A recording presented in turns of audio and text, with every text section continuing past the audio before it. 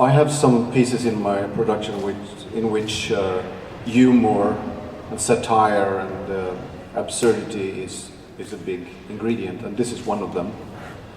And I first want to say that I believe you can listen to any music without knowing the stories behind it here.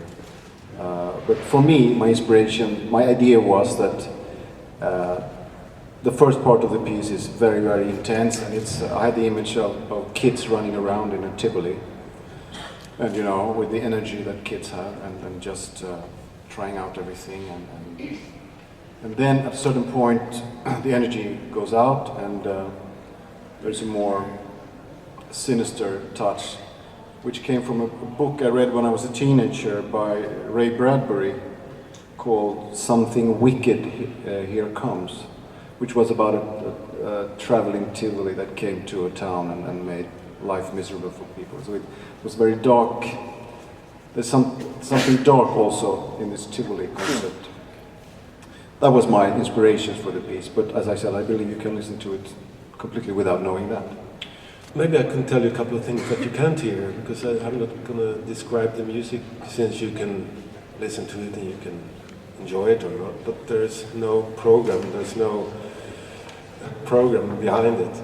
It was a cycle I wrote in the 80s. It starts with an introduction for bass saxophone called Solo, and then you have the saxophone quartet called Licks and Brains 1, because you have to call it something, 1. The last piece is Licks and Brains 2, the piece of tonight, which is the same saxophone quartet surrounded by an ensemble. So it is like everything is enlarged and put into perspective, and more details filled in.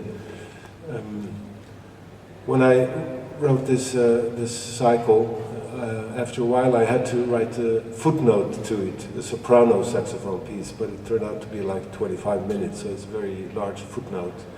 So that's my contribution to the saxophone repertoire of the 1980s, I would say. And after that I have, of course, used saxophones in my ensemble and orchestra music, but I will never write a piece for saxophone again, I think. I'm a slow worker. So when I spend so much time on finding out what you can do with the saxophone, I would like to express myself in more than just one piece.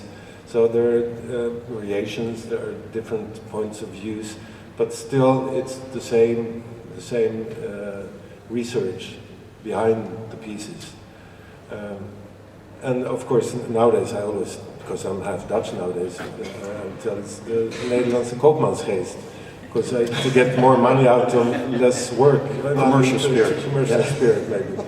I don't know if that's true, but sometimes it feels like that. Like the saxophone quartet, when I wrote the piece, the large piece, the saxophone quartet was already there, so I could just say, oh wow, someone wrote this quartet. Well, let me see what I can do with it. It's not at all a humoristic piece. It's even if it might have surprises in it.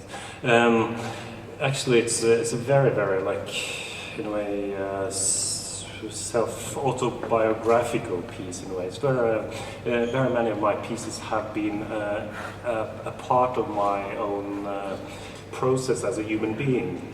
And in that, when I wrote it, I was very intrigued by Carl Gustav Jung, and who had this wonderful ability to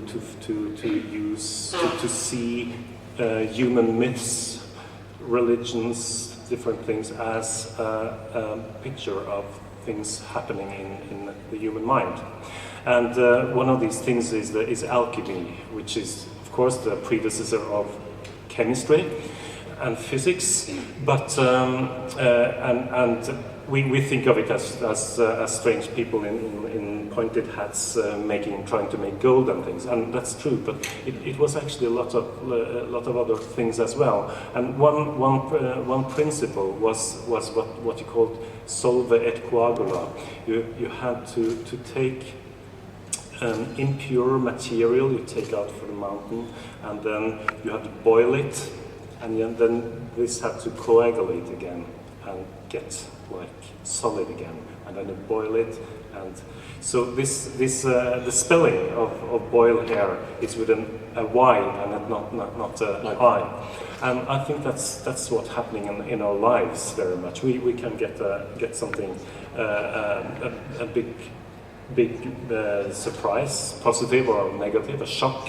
We can grow as human beings. We can deteriorate as human beings, etc. So it's a kind of a picture of a long process. It's much more free now, and lots of different voices are being heard. And like when I was at the academy, you had to belong to a certain camp, you know. Nowadays, I can listen both to Beat Furrer and Helmut Lachermann and Bernstein and Stevie Wonder. But if you would have said in 1980 that West Side Story is a masterpiece, they would have laughed at you. And that's a sign of a very unhealthy, cramped situation, I think. And this is not the case now. I think there's lots of wonderful music being written in many places, and I just wish it could be heard more often.